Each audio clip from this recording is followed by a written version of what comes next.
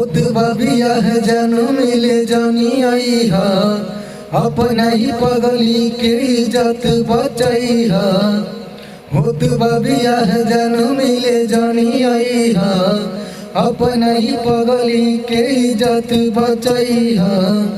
हरदिया मारो में मुँह न देखई हा, ना छत फेंक के बा तोरा दुल्हा के सजल सिरवानी कर चेहरा देखे के बा।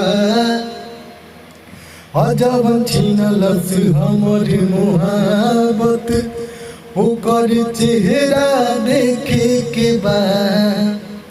अजब छीनलस हमर मोहब्बत ओकर चेहरा देखे के बा।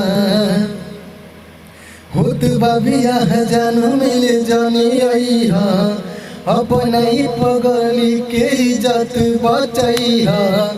हरदिया मारो में मुँह न देखई हा, ना छत फेंके के बा तोर दुल्हा के सजल सिरवानी कर चेहरा देखे के बा। अजब छीनलस हमर मोहब्बत ओकर चेहरा देखे के बा।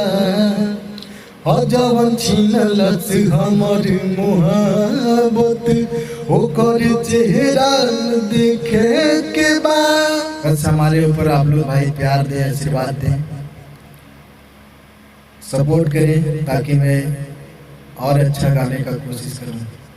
और लाइक कीजिएगा, चैनल को भी सब्सक्राइब कीजिएगा।